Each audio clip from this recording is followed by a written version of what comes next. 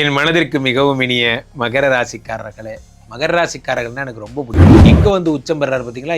7ஆம் இடத்துல உச்சம் பெறுகிறார். 7ஆம் இடம் என்பது என்ன? காதல். 7ஆம் இடம் என்பது என்ன? குடும்பம், தாம்பத்தியம், திருமணம், இதெல்லாம் 7ஆம். நீண்ட காலத்தை ஆம்பிஷன் சொல்லக்கூடிய விஷயங்கள்லாம் எனக்கு எல்லாம் எங்கே சார் எலிஜிபிலிட்டியே இல்லை. கவலையப்படாதீங்க. உங்களுடைய ஸ்கில் டெஸ்ட்லலாம் ஃபாலோ பண்ணி அது நீங்கள் ஸ்கில் டெஸ்ட்லாம் ஜெயிச்சு நீங்கள் தான் அந்த போஸ்டிங்லாம் எடுப்பீங்க. நல்லா இருக்கும். லேண்டு சம்மந்தமான விஷயத்தில் தான் மகர ராசிக்காரங்க எப்போ பார்த்தாலும் மாட்டுவாங்க.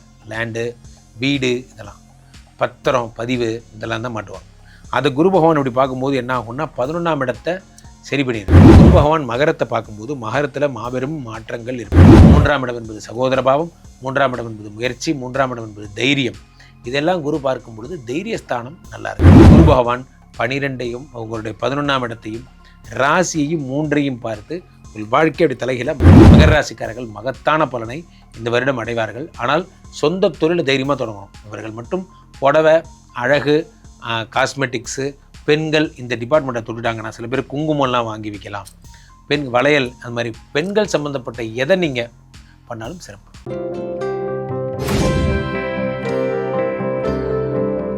உலகெங்கும் இருக்கும் பக்தி இன்ஃபோ நேயர்களுக்கு வணக்கம். நான் உங்கள் பிருந்தா சங்கர். இன்று நம்மோடு சிறப்பு விருந்தினராக இணைந்திருப்பது ஜோதிட உலகின் சூப்பர் ஸ்டார் பிரம்மஸ்ரீ ராம்ஜி பரமஹம்சர் அவர்கள். வணக்கம் சுவாமி. வணக்கம். வணக்கம். இந்த வருடம் ஜூன் 2ஆம் தேதி குரு பயிற்சி வர இருக்கு. இதனால மக்களுக்கு கண்டிப்பா நன்மைகள் தான் பயக்கும் அப்படின்றது நமக்கு அறிந்த உண்மை. மக்களுக்கு எந்த அளவுக்கு சிறப்பா இருக்கும் அப்படின்றது மக்களுக்காக நீங்க. அனைவருக்கும் வணக்கம். இந்த குரு பயிற்சி ஜூன் 2ஆம் தேதி வருகிறதை ஒரு திருநாளாக நாம் கொண்டாட வேண்டும். காரணம் என்னவென்றால் இந்த வருடம் வருகின்ற குரு தான் கடகத்திலே உச்சம் பெற்ற குரு. உச்சம் பெற்ற குரு என்ன செய்வார்? சும்மாவே நிறைய நல்லது செய்வார். உச்சம் பெற்ற குரு என்பதால் அவருக்கு ரொம்ப பிடிச்ச வீடு கடகம். அதனால் குருச்சந்திர யோகம் ஏற்படுகிறது. ஆனால் நிறைய யோகங்கள் இந்த வருடம் வரப்போகிறது.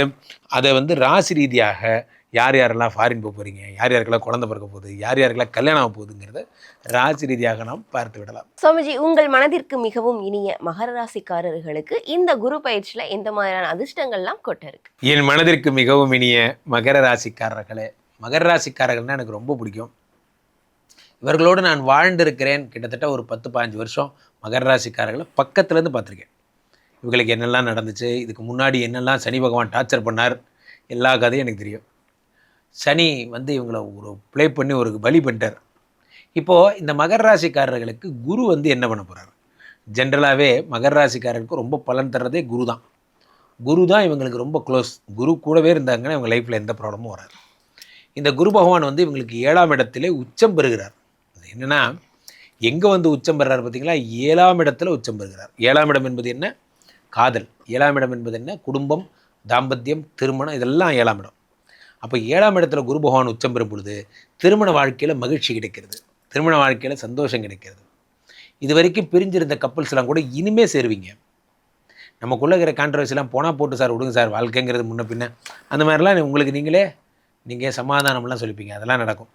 அதே மாதிரி இந்த 7ஆம் இடம் என்பது என்ன அப்படின்னு பார்த்தீங்கன்னா உங்களுடைய புதிய முயற்சி, இதெல்லாம் 7ஆம் இடம்.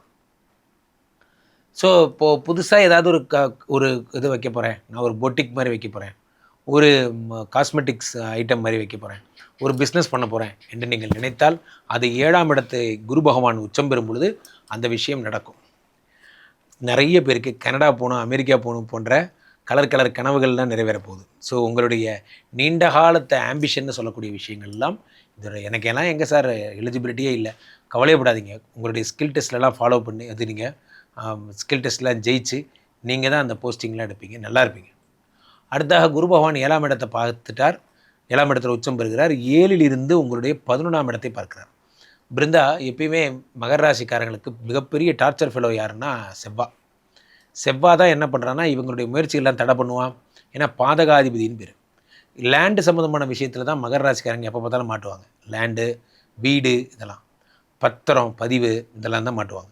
அது குரு பகவான் இப்படி பார்க்கும்போது என்ன ஆகும்னா 11ஆம் இடத்தை சரி பண்ணிடுறார். அதாவது லேண்டு வழக்கில் இவங்க பிரச்சனையில் இருக்காங்க, அல்லது இவங்க இதில் பிரச்சனையில் இருக்காங்க, வீடு சம்மந்தப்பட்ட விஷயத்தில் பிரச்சனை, அதெல்லாம் சரி பண்ணிடுவார்.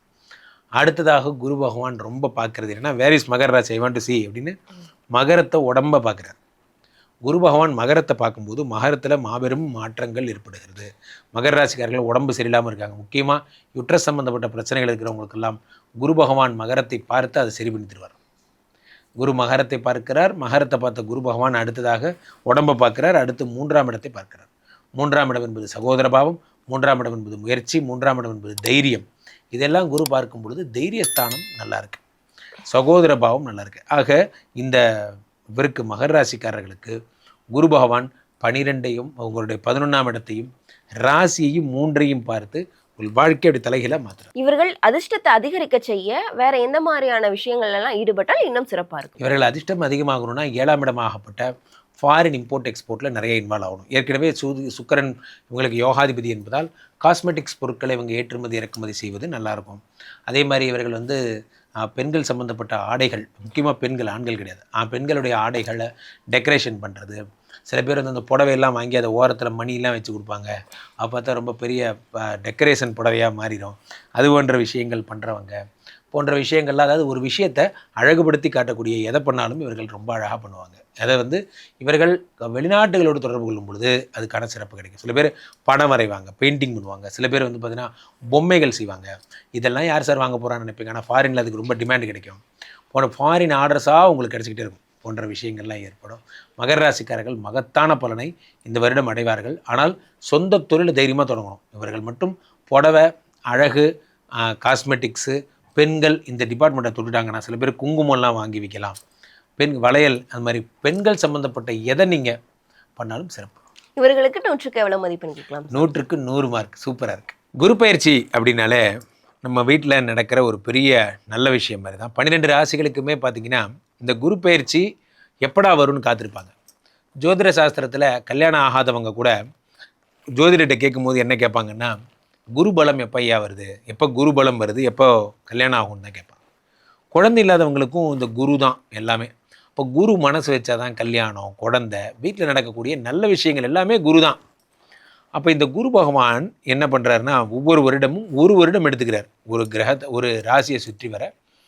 இந்த வருடம் கடகத்திற்கு வருகிறார். மிதுனத்தில் இருந்தார், இப்போ கடகத்துக்கு ஜூன் 2ஆம் தேதி வருகிறார். கடகத்தில் ஒரு வருஷம் இருப்பார். ஒரு வருஷம் கடகத்தில் உச்சம் பெறுகிறார் இந்த குரு பகவான். குரு பகவான் கடகத்தில் உச்சம் எனும்போது, உச்சம் பெற்ற குரு பகவான் என்ன பண்ணுறாருன்னா, எப்போவுமே 3 திவ்ய பார்வைகள் உண்டு. குரு பொறுத்த வரைக்குமே சிறப்பாக சொல்கிறதா இருந்தால் மகர யாழி, கடக யாழின்னு சொல்லுவாங்க.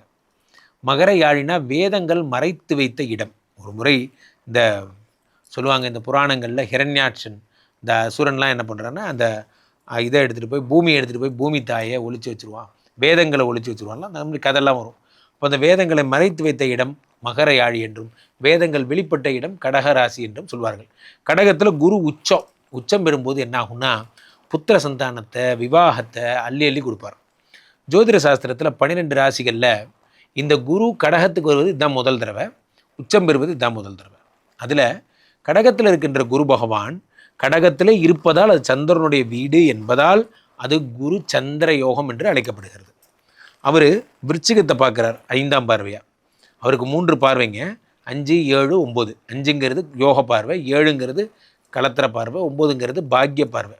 இப்போ 5ஆம் இடத்தை குரு பார்க்கும்பொழுது அது செவ்வாயுடைய வீடு என்பதால் செவ்வாயை குரு பார்க்கும்போது அது என்ன ஆகும்னா உங்களுக்கு குரு மங்கள யோகம் என்று அழைக்கப்படுகிறது.